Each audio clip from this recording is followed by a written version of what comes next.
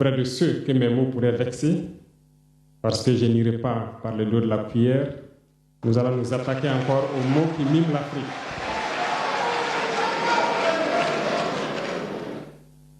Vous avez certainement tous déjà entendu parler du printemps arabe.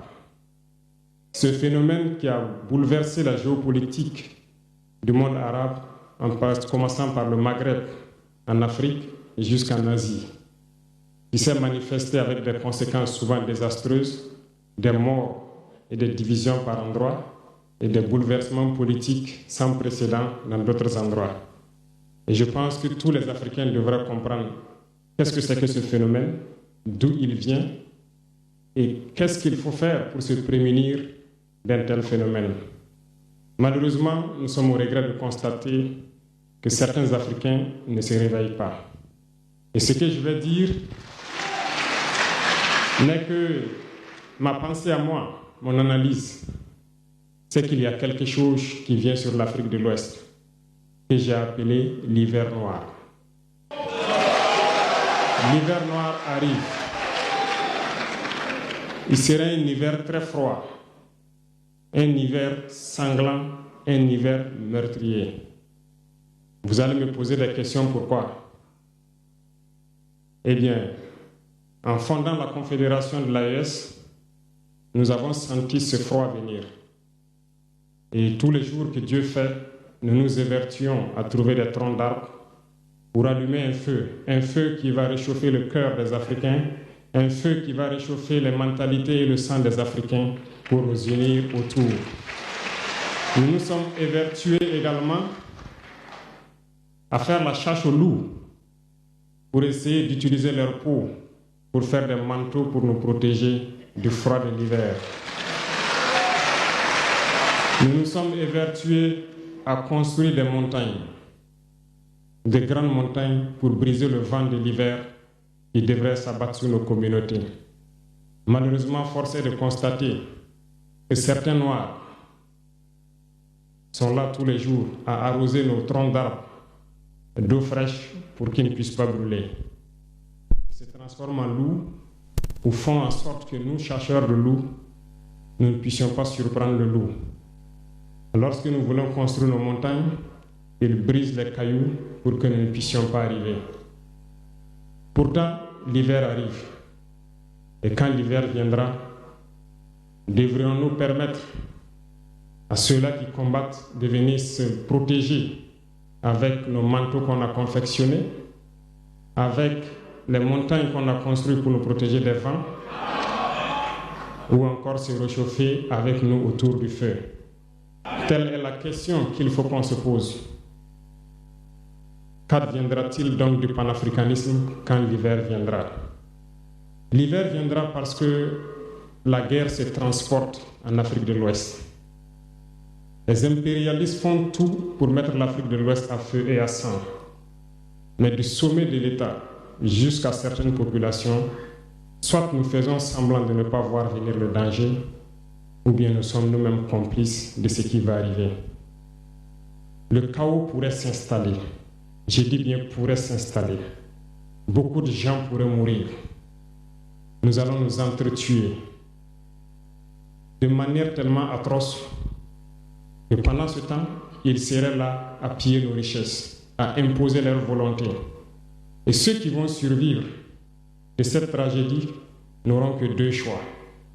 Soit s'unir pour toujours contre l'impérialisme ou se résumer à être des esclaves jusqu'à disparaître. Il faut donc se prémunir de l'hiver noir qui vient. Nous ne pouvons pas comprendre que les Noirs en Afrique de l'Ouest ici prient Dieu que les terroristes tuent des populations noires. Nous ne pouvons pas comprendre que des chefs d'État lâches se cachent derrière des médias, soi-disant médias, pour décourager, insulter, activer la haine entre les populations. Ces individus qui sont sur leur plateau, qui tous les jours du matin au soir crachent leur venin toxique pour attiser la haine entre les communautés, ils sont généralement très vilains, avec leur gueule de musaraigne. Ils ne savent que faire cela. Regardez-les bien. Ils sont là avec des yeux de drosophiles sauvages. Tous les jours, c'est cracher du venin. Ils cherchent à diviser les communautés. Sur les réseaux sociaux, ils sont là et ils sont nombreux. Pourquoi est-ce que nous, Noirs, cherchons à cultiver la haine entre nous? Et par hypocrisie, on se dit frère. Il faut que nous puissions nous dire la vérité de manière très crue, quitte à ce que ça vexe, on va s'excuser, mais il faut que nous nous réveillons. Pourquoi est-ce que le noir est comme ça? Pourquoi est-ce que nous ne pouvons pas voir le danger venir, nous unir et nous prémunir? Pourquoi est-ce qu'il faut que par nos comportements, nous allions affronter ces dangers qui risquent de nous décimer? Mais d'autres ont fermé les oreilles. Ils font semblant de ne pas entendre la politique de l'Autriche. Des peuples se complaisent dans la colonisation. Ils aiment cette domination. À peine s'ils n'appellent pas les impérialistes, venez nous coloniser. Nous aimons être vos esclaves. Nous nous posons souvent des questions lorsqu'on voit les réactions. Ces pseudo-intellectuels décérébrés qui sont là à longueur de journée à entamer des débats en toute indignité, en toute malhonnêteté, comme s'ils ne voient pas la réalité des exemples qui se présentent à nous. Il y a plein d'exemples. Lorsque la démocratie fait certaines choses contraires aux règles même qu'elle s'est fixées, ils ferment les yeux là-dessus. Mais ils sont prompts à nous appeler juntes ou putschistes. Mais soyez sûrs d'une chose, nous sommes unis et nous resterons unis. Et nous devons ouvrir les yeux. L'AES va évoluer. Tout n'est pas forcément rose. Tout ne peut pas aller au rythme que nous souhaitons. Mais nous avançons sereinement et nous allons arriver à notre objectif. Et quand viendra l'hiver, si il faille que nous passions par l'hiver pour être libres, pour être unis, nous prions Dieu qu'il en soit ainsi et qu'il protège nos populations. Sinon, une chose est sûre, l'AES vaincra, l'AES grandira. Restez sereins parce que nous avons confiance en nos populations. Nous avons confiance en vous, que vous compreniez qu'aucune manipulation ne peut aujourd'hui nous diviser entre nous. Aucune manipulation ne peut nous amener à haïr d'autres personnes.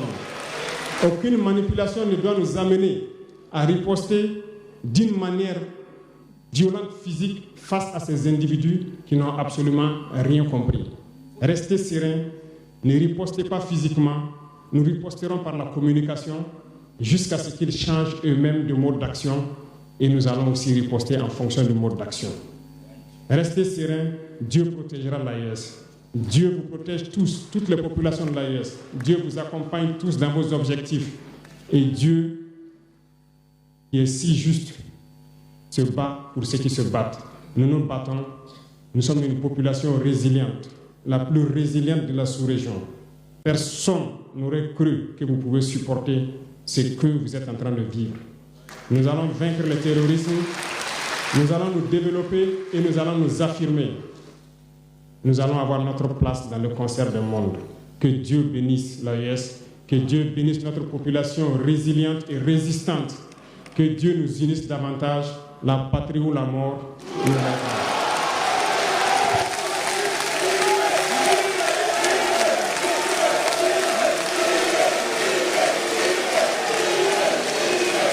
Merci.